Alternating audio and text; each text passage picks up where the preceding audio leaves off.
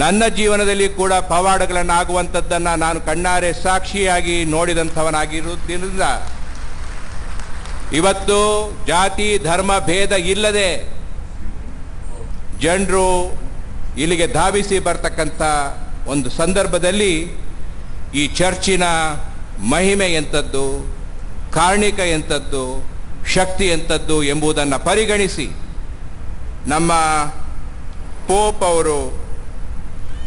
Pop Francis ಅವರು ನಮ್ಮ ಕರ್ನಾಟಕಕ್ಕೆ 40 ವರ್ಷದ ನಂತರ ಬೆಂಗಳೂರಿನ ಶಿವಾಜಿನಗರದಲ್ಲಿರ್ತಕ್ಕಂಥ ಸೈಂಟ್ ಮೇರಿ ಚರ್ಚಿನ ನಂತರ 40 ವರ್ಷದ ನಂತರದ ಒಂದು ಭಾಗ್ಯ ಹತ್ತೂರಿನ ಒಂದು ಈ ಚರ್ಚಿಗೆ ಬಂದಿದೆ ಅಂತ ಆದರೆ ಇದೆಲ್ಲರಿಗೂ ಇಡೀ ಉಡುಪಿ ಜಿಲ್ಲೆಯ ಜನತೆಗೆ, ಕರ್ನಾಟಕದ ಜನತೆಗೆ ಅತ್ಯಂತ ಹೆಮ್ಮೆ ಪಡ್ತಕ್ಕಂಥ ಕ್ಷಣ ಅಂತ ನಾನು ಭಾವಿಸ್ತೇನೆ. ಪ್ರಾಯಶಃ ಯೇಸು ಕ್ರಿಸ್ತನ ಬೋಧನೆ ಅಂಥದ್ದು. ಬೈಬಲ್ನಲ್ಲಿ ಬಂದಿರತಕ್ಕಂಥ ಒಂದು ಮಾತು, whatsoever you do the least of my brother, that you do unto me ಅಂತಕ್ಕಂಥದ್ದು. ನಮ್ಮ ಕಷ್ಟದಲ್ಲಿರ್ತಕ್ಕಂಥ ಸಹೋದರ ಸಹೋದರಿಯರಿಗೆ ನೀವು ಏನು ಕಿಂಚಿತ್ತು ಸಹಾಯವನ್ನು ಮಾಡ್ತೀರಿ, ಅದು ತನಗೆ ಸಹಾಯ ಮಾಡಿದಂಥ ಸಮಾನವಾಗ್ತದೆ ಅಂತಕ್ಕಂಥ ಯೇಸು ಕ್ರಿಸ್ತರ ವಾಣಿ ಏನು ಬೈಬಲ್ನಲ್ಲಿದೆ. ಅಂತಹ ಬಡ ಬಗ್ಗರಿಗೆ ಇವತ್ತು ಹತ್ತೂರು ಚರ್ಚ್ನಲ್ಲಿ ಬಂದು ತಮ್ಮ ಪ್ರಾರ್ಥನೆಯನ್ನು ಸಲ್ಲಿಸಿದರೆ ಅವರಿಗೆ ಸಂಪೂರ್ಣವಾಗಿ ಅವರ ಇಷ್ಟಾರ್ಥವನ್ನು ಈಡೇರಿಸುವಂಥ ಶಕ್ತಿ ಇರತಕ್ಕಂಥ ಈ ಕ್ಷೇತ್ರದಲ್ಲಿ ಇವತ್ತು ನಾವೆಲ್ಲರೂ ಬಂದು ಸೇರಿದ್ದೇವೆ.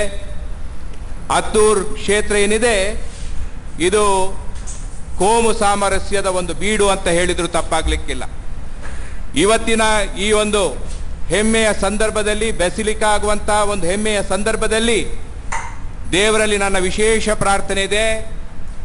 ಉಡುಪಿ ಜಿಲ್ಲೆ ಮಾತ್ರ ಅಲ್ಲ, ಕರ್ನಾಟಕ ಮಾತ್ರ ಅಲ್ಲ, ಇಡೀ ಭಾರತ ದೇಶದ ಜನತೆಗಳು ಎಲ್ಲರೂ ಕೂಡ ಸಹೋದರ ಸಹೋದರರಂತೆ ಬದುಕುವಂಥ ಸಂದೇಶ ಈ ನೆಲದಿಂದ, ಇವತ್ತಿನ ಕಾರ್ಯಕ್ರಮದಿಂದ ಇಡೀ ದೇಶಕ್ಕೆ ಹರಡಲಿ ಅಂತಕ್ಕಂಥ ಒಂದು ಪ್ರಾರ್ಥನೆಯನ್ನು ನಾನು ಈ ಸಂದರ್ಭದಲ್ಲಿ ಮಾಡಿ, ಪ್ರಾಯಶಃ ನಾನು ಈ ಜಿಲ್ಲೆಯ ಉಸ್ತುವಾರಿ ಮಂತ್ರಿಯಾಗಿ ಕೇವಲ 1.5 ತಿಂಗಳ ಹಿಂದೆ ಅಧಿಕಾರ ಸ್ವೀಕರಿಸಿದ್ದೇನೆ.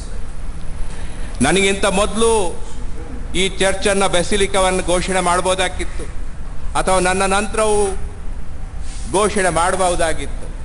ಆದರೆ ಇದು ನನ್ನ ಭಾಗ್ಯ ಅಂತ ತಿಳ್ಕೊಳ್ತೀನಿ. ನಾನು ಉಸ್ತುವಾರಿ ಮಂತ್ರಿಯಾಗಿ ಅಧಿಕಾರ ಸ್ವೀಕರಿಸಿದ ತಕ್ಷಣ ಈ ಒಂದು ಚರ್ಚು ಬೆಸಿಲಿಕಾ ಆದದ್ದು ಇದು ನನ್ನ ಭಾಗ್ಯ ಅಂತ ಭಾವಿಸ್ತೇನೆ. ನಮ್ಮ ಮುಖ್ಯಮಂತ್ರಿಗಳು ದುಃಖದಲ್ಲಿ ಇರುವಂತಹ ಸಂದರ್ಭದಲ್ಲಿ ನಾನು ಕೂಡ ಮೈಸೂರಿನಲ್ಲಿ ಇರಬೇಕಾಗಿತ್ತು. ಪ್ರಾಯಶಃ ನಮ್ಮ ಇಡೀ ಸಂಪುಟ ಸಭೆ ಮೈಸೂರಿನಲ್ಲಿದೆ.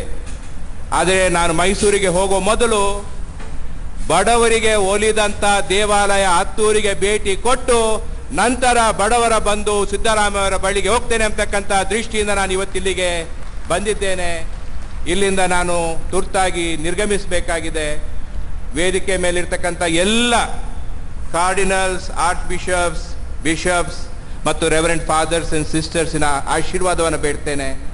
ಪ್ರಾಮಾಣಿಕವಾಗಿ, ಭ್ರಷ್ಟಾಚಾರ ರಹಿತವಾಗಿ ಈ ಜಿಲ್ಲೆಯ, ಕರ್ನಾಟಕದ ಸೇವೆಯನ್ನು ಮಾಡಲಿಕ್ಕೆ ದೇವರು ನನಗೆ ಶಕ್ತಿಯನ್ನು ನೀಡಲಿ ಅಂತ ಈ ಸಂದರ್ಭದಲ್ಲಿ ಇಲ್ಲಿ ಪ್ರಾರ್ಥನೆಯನ್ನು ಮಾಡುತ್ತಾ, ಆಶೀರ್ವಾದವನ್ನು ಬೇಡುತ್ತಾ ನನ್ನೆರಡು ಮಾತನ್ನು ಮುಗಿಸ್ತೇನೆ.